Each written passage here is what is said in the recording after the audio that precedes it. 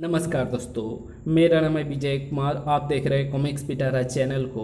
तो चलिए दोस्तों, तुलसी कॉमिक्स की इस शानदार स्टोरी को शुरू करते हैं जिसका नाम है नेकी का फरिश्ता।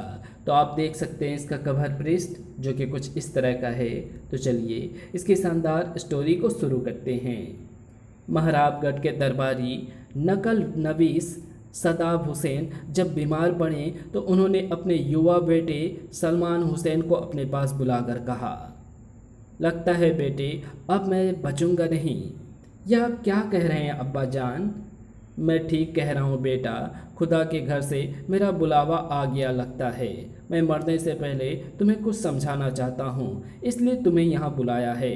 ओह बताइए अब्बा जान, आप मुझे क्या बताना एवं समझाना चाहते हैं? बेटा ये तो तुम जानते ही हो कि हमारे पुरखों के ज़माने से हमारे यहाँ नकल नवीसी का काम होता आया है। जी अब्बा जान, मैं इस बात को जानता हूँ। तुम ये भी जानते होगे कि नकल नवीस का क्या काम होता है? जी अब्बा जान, यदि कभी किसी शाही फरमान की नकल किसी व्यक्ति द्वारा मांगी जाती है तो मूल फरमान की नकल करना ही नकल नवीस का काम होता है। बादशाह का वजीर उस नकल को मूल से मिलाकर उसके सही होने के प्रमाणीकरण सहित उस पर अपने दस्तखत कर देता है। हाँ बेटा, नकल नवीस को ये सब काम ही करना होता है। अब मेरी बात ध्यान से सुनो। मेरे मरने के बाद तुम्हें मेरे स्थान पर शाही नकल नवीस का काम मिल जाएगा। तुम शाही शुल्क खजाने में जमा करके दरबारी कलमदान ले लेना। जी अब्बा जान। बेटा शाही नकल नवीस बन जाने पर शाही फरमान की नकल करते वक्त एक बात हमेशा ध्यान में रखना, शाही फरमान को पहले खूब ध्यान से पढ़ना और फिर तभी उसकी नकल करना। ऐसा क्यों करना चाहिए मुझे अब्बा जान?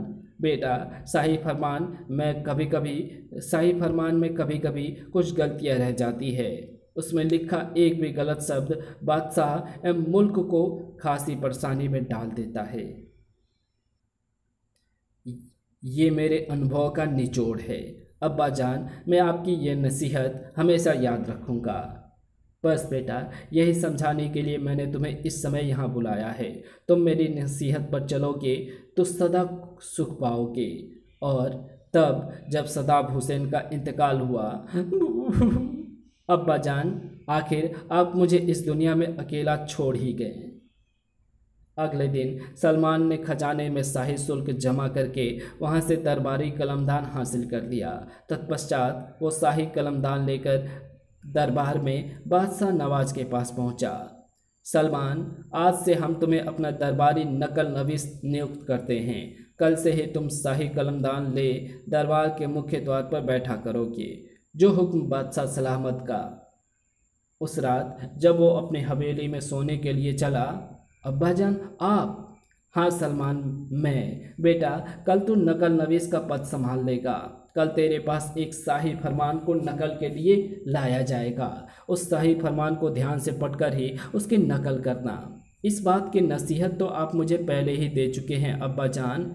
सलमान, तुम्हें सतर्क करने के लिए ही मेरी रूह तुम्हारे पास आई है। कल के शाही फरमान में छिपे दुश्मन के इरादे को यदि तुम नहीं समझ पाए तो दुश्मन अपनी चाल में कामयाब हो जाएगा। क्या कह रहे हैं अब्बा जान?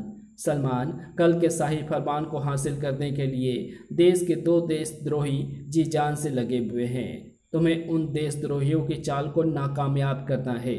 सुनो, मैं जैसा कहता हूँ कल तुम शाही फरमान की नकल करते वक्त वैसा ही करना। कुछ देर बाद, ओह अब्बा जान, आपने तो बड़ी हैरत अंगेज बात बताई है। मैं कल आपके कहे अनुसार ही करूँगा और दुश्मनों की चाल नाकामयाब कर दूँगा।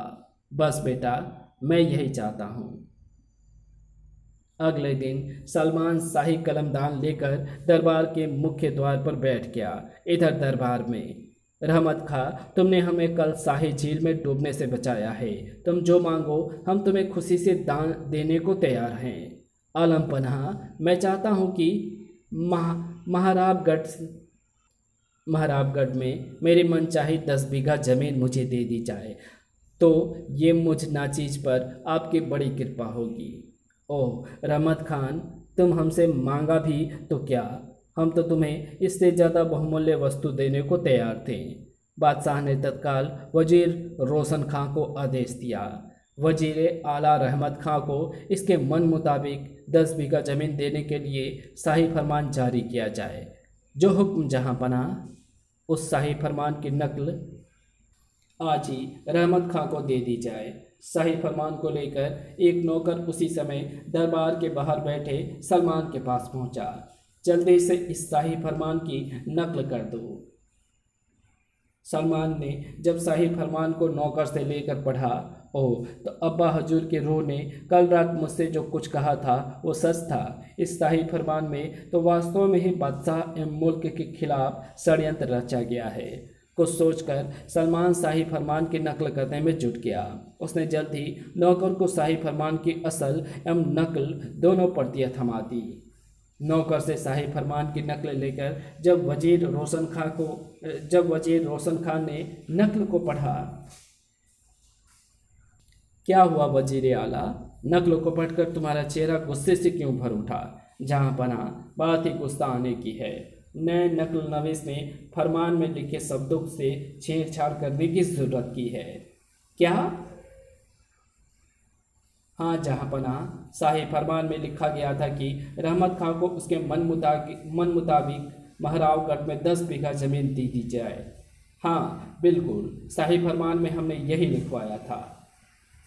जहां पना, उसने लिखा है कि रहमत खां को महरगढ़ में 10 बीघा ज़मीन दी जाती है, अलावा उस 10 बीघा ज़मीन के जिसकी खुदाई से मुल्क को हीरे जवाहरात मिलते हैं। हमने शाही फरमान में ऐसा तो नहीं लिखवाया था। जहां पना, शाही नकल नवीस ने शाही फरमान में हेराफेरी करके गुस्ताखी की है। क्या उसे इसकी सज़ा नहीं मिलनी चाहिए? तुम ठीक कह रहे हो रहमत खां, हम अभी इस शाही नकल नवीस को यहाँ बुलवाते हैं।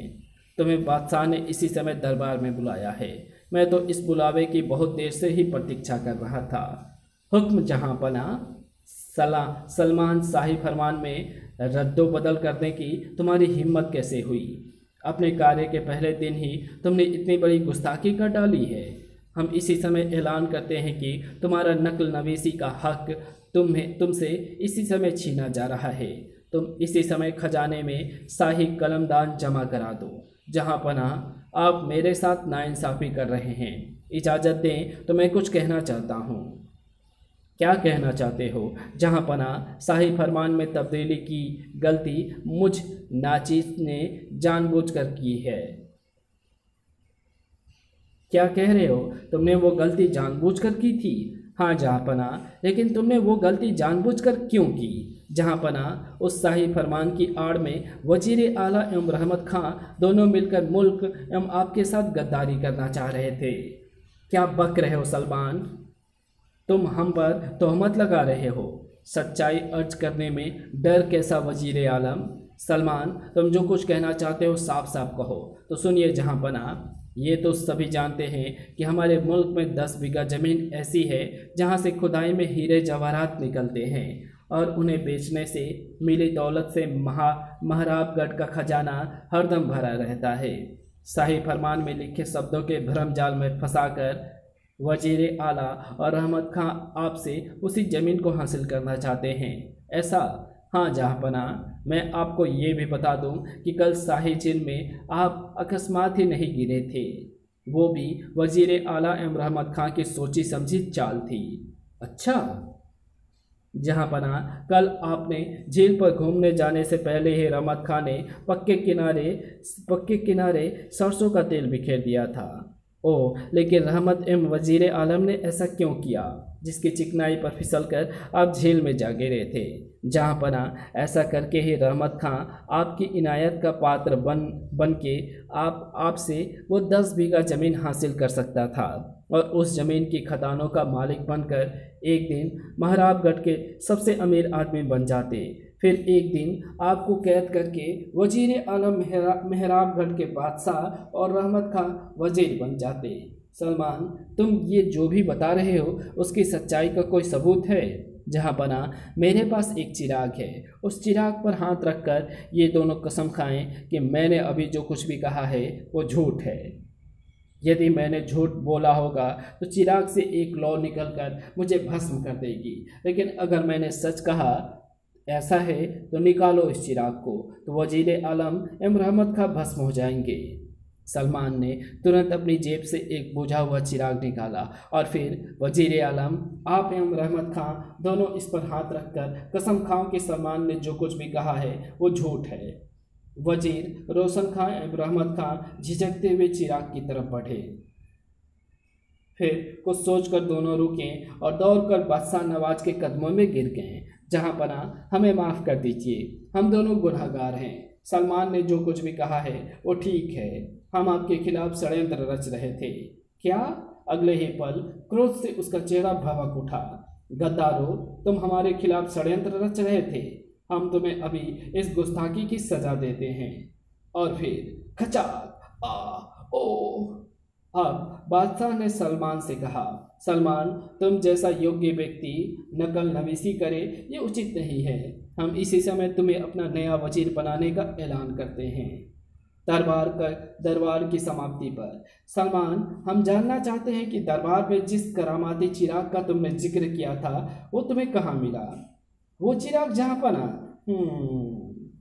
ये क्या सलमान, हमारी बात का जवाब देने के बजाय तुम हंसने क्यों लगे?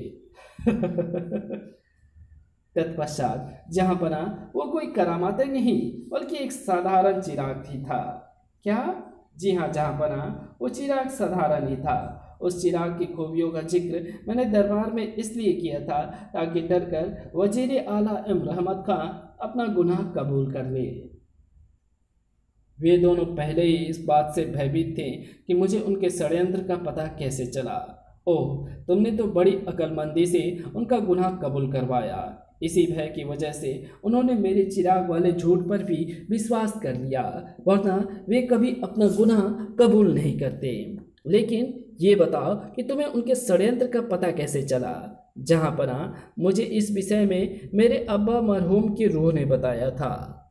ओह, तुम्हारे अब्बा मरकर भी मुल्क की हिफाजत के लिए इस कदर बेचैन हैं। जहाँ पना, मैं आपसे वादा करता हूँ कि आपने पिता की भांति ही मैं मुल्क एवं आपकी खिदमत करूँगा।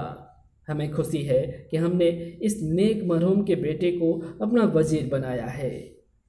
उस रात पुनः सदाब हुसैन की रूह सलमान के सामने प्रकट हुई। देखा बेटा, मेरे कहना मानने से बादशाह ने तुम्हें कैसा तोहफा दिया है।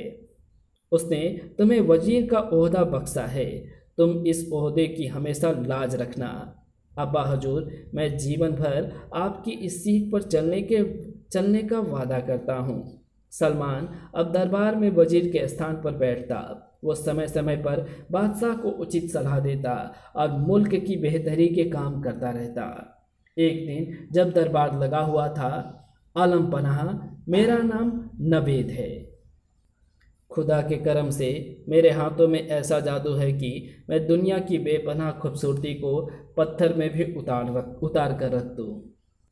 अच्छा, तो तुम पत्थर के बोत बनाने में माहिर हो? जी आलम पनाह, मैं चाहता हूँ कि मुझे आपकी सेवा में अपने हुनर को प्रदर्शित करने का एक मौका दिया जाए। क्यों नहीं, हम तुम्हें ये मौका देते हैं। आलम पनाह, मुझे इसके लिए पूरे 1 माह का समय चाहिए। ठीक है, आज से तुम शाही महल में ही रहो। पत्थर का बोत बनाने में तुम्हें जो सहायता चाहिए वो अवश्य ही मिलेगी। मूर्तिकार नवेद उसी दिन से शाही महल में पत्थर को तराशने में जुट गया। ठीक 1 माह पश्चात आलम पनाह मूर्ति बनकर तैयार है। जरा देखें तो सही, तुमने खूबसूरती को पत्थर में किस प्रकार उतारा है। बादशाह नवाज ने जैसे आगे बढ़कर मूर्ति पर से वस्त्र उतारा, वल्लाह, कमाल है, तुमने तो वाकई पत्थर में जान फूंक दी है। तुम्हारा हुनर वाकई काबिल तारीफ है नवेद। मुझे खुशी है आलम पनाह कि मेरा हुनर आपको इतना पसंद आया। नवेद, इतनी सुंदर स्त्री क्या वाकई इस जमीन पर कहीं है, या तुमने अपनी कल्पना से पत्थर में इस सुंदरी को तराशा है? आलम पनाह, मैंने जिस सुंदरी की मूर्ति बनाई है वो जन्नतगढ़ की शहजादी गुलनाज है। शहजादी गुलनाज जैसी सुंदर स्त्री इस दुनिया में कोई दूसरी नहीं है। सचमुच खुदा ने शहजादी गुलनाज को बेपनाह हुस्न बख्शा है। शहजादी गुलनाज के रूप में जादू ने बादशाह नवाज को अपनी गिरफ्त में ले लिया था। गुलनाज जैसी खूबसूरत शहजादी को तो हमारी बेगम होना चाहिए। हमें जन्नतगढ़ जाकर अपनी आंखों से शहजादी गुलनाज को देखना चाहिए और उससे निकाह का प्रस्ताव पेश करना चाहिए। उसने अगले ही दिन वजीर सलमान को बुलाकर कहा, वजीर आलम, हम कुछ दिनों के लिए महराबगढ़ से बाहर जा रहे हैं। आप बेफिक्र होकर जाइए जहाँ पना। हमें तुम्हारी गैर हाजिरी में महराबगढ़ का राज का संभालना है। यहाँ मैं सब संभाल लूँगा। बादशाह उसी दिन घोड़े पर बैठ अकेला ही महराबगढ़ से जन्नतगढ़ की ओर चल दिया। बादशाह का घोड़ा एक जंगल से होकर गुजरा। अरे ठक हिंद! अगले ही पल आ! उसी शाम को, अरे ये क्या, बादशाह सलामत का घोड़ा अकेला ही चला आ रहा है। बादशाह सलामत कहाँ गए? जैसे घोड़ा सलमान के समीप आया, रुस्तम, बादशाह कहाँ है? वो तो तेरी पीठ पर सवार होकर गए थे। उन्हें तू कहाँ छोड़ आया? हिंद! अकस्मात सलमान की नज़र रुस्तम के घाव पर पड़ी। रुस्तम घायल है। इसका मतलब है बादशाह किसी मुसीबत में फंस गए हैं। सलमान रुस्तम की पीठ थपथपाता हुआ उससे बोला, रुस्तम, तू एक वफादार घोड़ा है, तो मुझे बादशाह नवाज के पास ले चल। कुछ देर बाद घायल रुस्तम आगे आगे जा रहा था और सलमान का घोड़ा उसके पीछे पीछे चल रहा था। रात होते होते वे उस स्थान पर जा पहुँचे जहाँ बादशाह नवाज घायल हो बेहोश पड़ा हुआ था। ओह, बादशाह सलामत की ये दशा कैसी हुई? सलमान ने बेहोश बादशाह को रुस्तम पर लादा और वापस महराबगढ़ की ओर चल दिया। उनके महराबगढ़ पहुँचते ही शाही हकीम बादशाह नवाज की तीमारदारी में जुट गया। तभी बेहोश बादशाह ने आंखें खोलकर अस्फुट स्वरों में कहा, गुलनाज, मैं आ रहा हूँ, मेरा इंतजार करना, मैं आ रहा हूँ। गुलनाज? ये गुलनाज कौन है? शाही हकीम के माथे पर चिंता की लकीरें उभर आई। क्या बात है हकीम जी, आप कुछ परेशान से हो उठे हैं? वजीर आला, बात ही परेशानी की है। बादशाह के माथे पर गहरी चोट लगी है, जिसके कारण ये गफलत की अवस्था में है। ऐसी अवस्था में भी ये किसी गुलनाज को पुकार रहे हैं। लगता है बादशाह की गुलनाज नाम की स्त्री से बुरी तरह प्रभावित हैं। मेरे बरसों का तजुर्बा यही कहता है कि अब दोबारा होश में आने पर यदि बादशाह सलामत ने उस गुलनाज को अपने सामने ना पाया जिसे वे चाहते हैं, तो कुछ भी हो सकता है। मैं आपका मतलब नहीं समझा शाही हकीम जी। वजीर आला, गुलनाज को अपने सामने ना पाकर बादशाह के मस्तिष्क की नसें फट सकती है, जिसके फलस्वरूप उसकी मौत भी हो सकती है। ओह, तो क्या किया जाए शाही हकीम जी? वजीर आला, बादशाह को बचाने का एक ही उपाय है। जब बादशाह सलामत पुनः होश में आए तो गुलनाज उसके सामने खड़ी हो। लेकिन ये गुलनाज है कौन? हम तो इस विषय में कुछ भी नहीं जानते। तब तो बादशाह सलामत को अभी बेहोश रखना ही ठीक है। इस बीच हमें महल के अन्य लोगों से पूछताछ करनी होगी। शायद कोई गुलनाज के विषय में जानता हो। हाँ, ये ठीक रहेगा। तत्पश्चात सलमान ने महल के सभी से गुलनाज के विषय में पूछा। नहीं वजीर आला, हम नहीं जानते कि ये गुलनाज कौन है। ओह, गुलनाज के विषय में तो कुछ भी पता नहीं चल रहा है। अब क्या किया जाए? हताश होकर सलमान ने शाही हकीम को बुलवाया। हकीम जी, गुलनाज के बारे में तो कुछ पता ही नहीं चल सका है। ओह, तब तो हमें बादशाह सलामत को तब तक बेहोश रखना होगा जब तक गुलनाज के विषय में सही सही पता नहीं चल जाता और हम उसे बादशाह के सामने पेश करने में सफल नहीं हो जाते। ओह, लेकिन ऐसी अवस्था में महराबगढ़ का राज कौन संभालेगा? वजीर आलम, बादशाह के बाद आप ही राज्य के सबसे प्रभावशाली व्यक्ति हैं। बादशाह के बेहोश होने पर आपको ही महराबगढ़ का राज संभालना चाहिए। शायद आप ठीक कह रहे हैं हकीम जी। अब शाही हकीम नियमित रूप से बादशाह के माथे पर ऐसी औषधि का लेप करते जिसके प्रभाव से वो बेहोश पड़ा रहता। बदली हुई इन विचित्र परिस्थितियों में सलमान को रात संभालना पड़ा। रात्रि को थका हारा जब वो लेटता तो यही सोचता रहता, गुलनाज का पता कैसे चले? कौन है ये गुलनाज? एक दिन जब वो दरबार में था, दुहाई है वजीर आलम, दुहाई है, आपके राज्य में मेरा सोने की मोहरों से भरा थैला गुम हो गया है। आप कौन हैं? आप मुझे विस्तार से सारी बात बताइए। वजीर आला, मैं परदेसी हूँ, मेरा नाम खालिद है। मैं व्यापार के उद्देश्य से महराबगढ़ में आया था। यहाँ मेरा मोहरों का थैला कहीं गुम हो गया है। उसमें सोने की 5 मोहरें थी। वजीर आला, तुम फिक्र ना करो व्यापारी, हम तुम्हारी गुम हुई मोहरों को ढूंढवाने की पूरी कोशिश करेंगे। वजीर आला, मैं वचन देता हूँ कि जो कोई भी खोजी मेरा मोहरों का थैला खोज लाएगा, उसे मैं पुरस्कार में 25 मोहरें दूंगा। उसी समय एक बुढ़िया दरबार में आई। वजीर आला, ये थैला मुझे सड़क पर मिला, मैं इसे आपको सौंपने आई हूँ। ओह, यही है मेरा मोहरों का थैला। बुढ़िया के हाथ से खालिद ने थैला लेकर बड़ी बेताबी से उसमें भरी मोहरें गिन डाली। वजीर आला, थैली में सोने की 500 मोहरें पूरी हैं, पर क्या?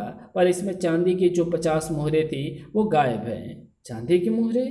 पर कुछ देर पहले तुमने कहा था कि थैले में केवल सोने की मोहरें थी। वजीर आला, मैंने ऐसा कहा था, पर उस समय मैं बहुत परेशान था, इसलिए चांदी की मोहरें वाली बात मेरे दिमाग से निकल गई थी। ओह, लगता है मोहरों का थैला मिलते ही खालिद की नीयत बदल गई है, इसलिए बुढ़िया को पुरस्कार देने के बजाय उस पर चोरी का इल्ज़ाम लगा रहा है। कुछ सोचकर सलमान ने खालिद से पूछा, क्या तुम्हें अच्छी तरह याद है कि चांदी की मोहरें भी इसमें थी? हाँ वजीर आला, मुझे अच्छी तरह याद है। खालिद, अब मैं तुमसे कुछ प्रश्न पूछने जा रहा हूँ, उन प्रश्नों का उत्तर सोच समझ कर देना। जी वजीर आला। बुढ़िया की जगह तुम होते तो क्या करते? मैं सारी की सारी मोहरें वापस लौटा देता। यानी चांदी की 50 मोहरें थैले में से निकालकर सोने की पूरी 500 मोहरें लौटाने जैसी बेईमानी तुम नहीं करते। जी वजीर आला, मैं ऐसा बिल्कुल नहीं करता। अच्छा, मान लो जिसे मोहरों का थैला मिला है उसके मन में लालच आ गया, तो क्या वो चांदी की मोहरें निकालकर जी सोने की मोहरें वापस दे देगा? जी, क्या कर रहे हो? बोलो, क्या वो ऐसा करता? जी नहीं वजीर आलम। मतलब ये कि जो आदमी चांदी की मोहरें दबा सकता है वो ऐसी बेवकूफ़ी नहीं करेगा, यही कहना चाहते हो ना तुम? जी वजीर आला। खालिद, तुम तो ईमानदार आदमी लगते हो। जी वजीर आला, मैं कभी झूठ नहीं बोलता हूँ।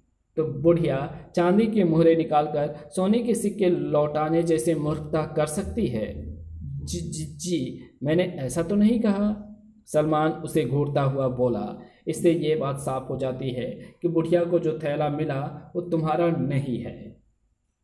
खालिद, अब तुम जा सकते हो, इस थैले को यहीं छोड़ जाओ। जैसे तुम्हारे असली थैले को कोई ला कर देगा, हम तुम्हें सूचित कर देंगे। बेहतर वजीर आला। व्यापारी थैला वहीं छोड़ अपना समूह लेकर दरबार से निकल गया। तत्पश्चात सलमान ने बुढ़िया से कहा, बुढ़िया अम्मा, अब इस मोहरों से भरे थैले पर तुम्हारा हक है। बुढ़िया ने थैला उठाया और वो भी दरबार से निकल गई।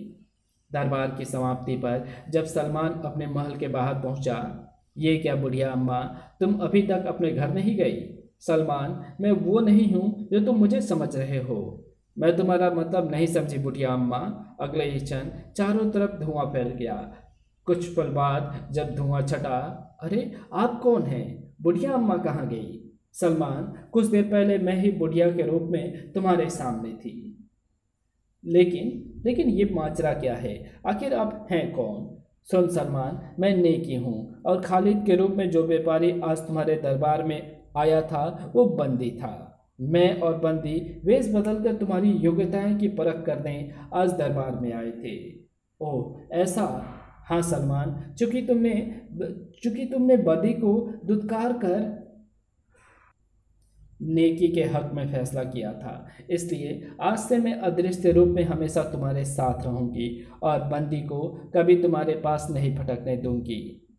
नेकी, मुझे तुम्हारा साथ पाकर बहुत खुशी होगी, लेकिन मैं इन दिनों एक नेक काम चाह कर भी नहीं कर पा रहा हूँ। क्या तुम मेरी मदद कर सकती हो? वो नेक काम कौन सा है सलमान?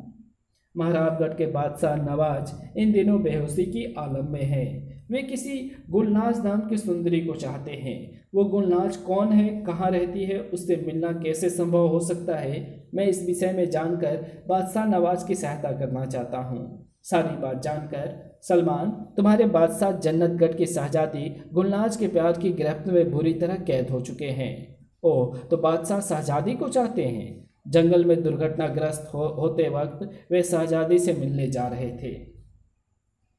हाँ सलमान, गुलनाज का साथ मिलने पर ही बादशाह नवाज का जीवन बच सकता है, और बादशाह का जीवन बचाने में मैं तुम्हारा पूरा साथ दूंगी। नेकी, मैं आज ही जन्नतगढ़ जाऊंगा और शहजादी गुलनाज से आग्रह करूंगा कि वो बादशाह से निकाह करके उनका बेशकीमती जीवन बचा ले। सलमान, ये इतना आसान नहीं है जितना कि तुम सोच रहे हो। शहजादी गुलनाज उसी से निकाह करेगी जो उसके द्वारा सुनाई कहानी को सही ढंग से पूरी करेगा। यही उसकी शर्त है। ओह, तब तो शहजादी को मनाना मुश्किल होगा। सलमान, जहाँ चाह होती है वहाँ राह भी अवश्य ही होती है। लो, इस फूल को लो। इस फूल को लेकर तुम शहजादी गुलनाज के पास जाना। इसके प्रभाव से तुम गुलनाज द्वारा सुनाई कहानी को सही ढंग से पूरा कर सकोगे।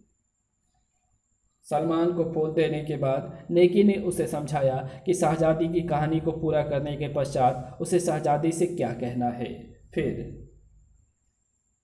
सलमान, जो काम तुम करने जा रहे हो उसमें जान का भी खतरा है, इसलिए एक बार फिर सोच लो। नेकी, ये तुम मुझसे कह रही हो? मैं एक नेक काम करने जा रहा हूँ। इस काम को अंजाम तक पहुँचाने में यदि मुझे प्राण भी गंवाने पड़े तो मुझे बिल्कुल भी रंज ना होगा। सलमान, ये जानकर मुझे खुशी हुई। अब तुम बेखौफ होकर जन्नतगढ़ जा सकते हो।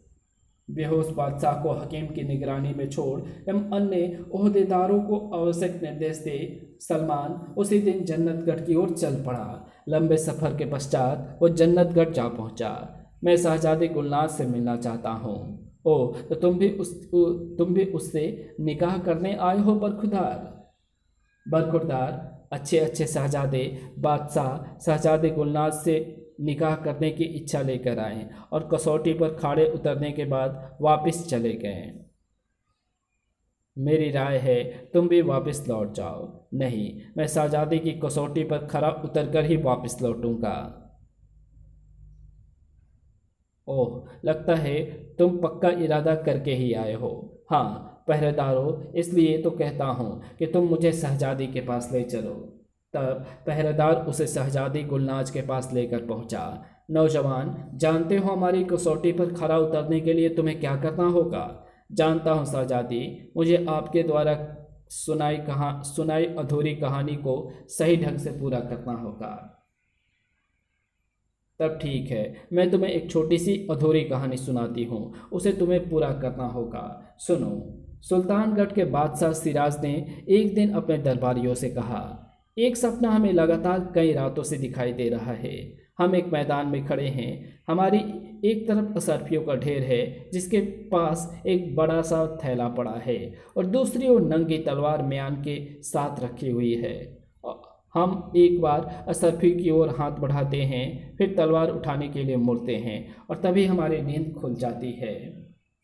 आप में से कोई इस सपने का मतलब बता सकता है? सब बादशाह के सपने का मतलब सोच रहे थे। कुछ देर बाद एक दरबारी कुछ हिम्मत करके अपने स्थान से उठा। जहां पनाह, आपको असरफिया उठा लेनी चाहिए। अन्य दरबारियों ने कहा, आलम पनाह, आपको तलवार हाथ में थामनी चाहिए। जहां पनाह, आपको तलवार हाथ में उठाकर असरफियों के ढेर के पास खड़े होना चाहिए। बादशाह को किसी भी बात से संतोष नहीं हुआ। क्या हमारे दरबार में ऐसा भी एक भी ऐसा अक्लमंद नहीं है जो हमारे सपने का मतलब बता सके? बादशाह की ये बात सुन तुरंत ही दरबार में बैठा एक दरबारी उठा और उसने बादशाह के सपनों का सही अर्थ बताया। बादशाह को उसका जवाब बहुत पसंद आया। उसने उस दरबारी की बुद्धिमानी से खुश होकर उसे अपना विशेष सलाहकार बना लिया। नौजवान उस दरबारी ने बादशाह के सपनों का अर्थ बताया, जिससे खुश होकर बादशाह ने उसे इतना ऊंचा ओहदा दिया। शहजादी की बात सुन सलमान ने एक पल के लिए नेकी द्वारा दिए गए फूल की ओर देखा और फिर शहजादी, उसने बादशाह को इस प्रकार समझाया, पहले आप असरफियों को थैले से भरो, फिर तलवार को म्यान में डालकर उठा लो। अब चारों ओर देखो, जहाँ लोग गरीब हैं वहाँ असरफियों की थैली खोलकर उनकी सहायता करो। अगर कहीं अन्याय होता देखो तो म्यान से तुम्हारी तलवार बाहर आ जानी चाहिए। वाह नौजवान वाह, तुमने हमारी कहानी को बड़े माकूल ढंग से पूरा किया है। तुम हमारी कसौटी पर खड़े उतरे। शहजादी, तुम्हारी कसौटी पर खड़ा उतरकर मैं तुम्हें पाने का हकदार हो गया हूँ, लेकिन मैंने ये सब अपने लिए नहीं किया। मैं तुम्हारे कहने का मतलब नहीं समझी। शहजादी, मैं महाराबगढ़ का वजीर सलमान हूँ। मैं अपने बादशाह नवाज से आपका निकाह करवाना चाहता हूँ, लेकिन ये कैसे हो सकता है? शर्त तुमने जीती है, इसलिए तुम्हारे साथ ही मेरा निकाह हो सकता है। नहीं शहजादी, मैं अपने बादशाह के स्थान पर आया हूँ, और क्योंकि मैं शर्त जीत चुका हूँ इसलिए आपको मेरा कहा मानना पड़ेगा। ओह, तुम्हारी इतनी ज़रूरत? तुम गलत काम के लिए मुझे आदेश दे रहे हो? ठहरो, तुम्हें मजा चखाती हूँ। जैसे उसने सलमान पर तलवार का वार करना चाहा, नेकी वहां पर कट हुई। ठहरो शहजादी, ठहरो। इस नेक बंदे पर वार करके गुनहगार ना बनो। उसने पलटकर नेकी की ओर देखा। तुम कौन हो? मैं नेकी हूँ शहजादी। हालांकि सलमान ने शर्त जीती है और तुम दोनों का निकाह होना चाहिए, लेकिन इसने ये सब बादशाह के लिए किया, जो तुम्हारी चाहत में गिरफ्तार हो बेहोशी के आलम में डूबा है। शाहजादी की सारी बात जानने के पश्चात, शाहजादी, तुमने यदि बादशाह से निकाह नहीं किया तो वो बेमौत मर जाएगा। इस गम में तुमसे विवाह करने के पश्चात सलमान भी खुश नहीं रह पाएगा और तुम दोनों की जिंदगी कांटों से भर जाएगी। ओह नेकी, तुमने तो मुझे बड़ी उलझन में डाल दिया है। शाहजादी सोच में डूब गई। शाहजादी, अच्छे उद्देश्य से किया गया गलत काम फिर नेक कहलाता है, इसलिए तुम्हें सलमान का कहना मानकर नेकी का साथ देना चाहिए। ठीक है नेकी, मैं सलमान की ही बात मानूंगी। ओह मेरे मौला, आखिर शहजादी मान ही गई। ये सुनते ही नेकी अदृश्य हो गई। तब सलमान ने शहजादी गुलनाज से कहा, शहजादी, इन दोनों बादशाह बेहोश हैं। होश में आते ही यदि तुम उसकी आंखों के सामने होगी तभी उसकी जान बचेगी। तुम्हें मेरे साथ महाराबगढ़ चलना होगा। मैं अपने अब्बा से इजाज़त लेकर अवश्य ही तुम्हारे साथ चलूंगी। शहजादी अपने अब्बा बादशाह गुलरेज से इजाज़त लेकर सलमान के साथ महाराबगढ़ की ओर चल दी। महाराबगढ़ पहुंचकर सलमान ने शाही हकीम को निर्देश दिया, हकीम जी, मैं शहजादे गुलनाज को ले आया हूँ। आप बादशाह को होश में लाने का प्रबंध करें। ठीक है वजीर आलम। शाही हकीम ने तुरंत ही बेहोश बादशाह के माथे पर एक नई औषधि का लेप किया, जिसके प्रभाव से बादशाह ने आंखें खोली और कमजोर स्वर में कहा, शहजादी गुलनाज, तुम कहाँ हो? शहजादी गुलनाज। उसने तत्काल ही अपनी आंखें मूंद ली। तब सलमान के इशारे पर शहजादी गुलनाज आगे बढ़ी। बादशाह नवाज, आंखें खोलो, शहजादी गुलनाज आपके सामने खड़ी हुई है। ये सुनते ही बादशाह नवाज ने झटके से पुनः आंखें खोल ली। शहजादी गुलनाज, ये तुम हो? हाँ बादशाह, मैं शहजादी गुलनाज हूँ। ओह या खुदा, तब तो मैं इस संसार का सबसे खुशनसीब इंसान हूँ। बादशाह सलामत, अब आप जल्दी से स्वस्थ हो जाइए, तभी शहजादी और आपका निकाह हो सकेगा। शहजादी, तुम मेरी आंखों के सामने हो, यह सच है, पर तुम यहाँ तक आई कैसे? तुम्हें मेरी चाहत का पता कैसे चला? तब शहजादी ने सभी घटनाएं विस्तार से बादशाह को बताई। सारी बात जानकर वजीर आलम, ये सही है कि हम शहजादी से लगाव रखते हैं, लेकिन शहजादी से शर्त तुमने जीती है, इसलिए शहजादी से निकाह करने के असली हकदार तुम ही हो। यह क्या कह रहे हैं बादशाह सलामत?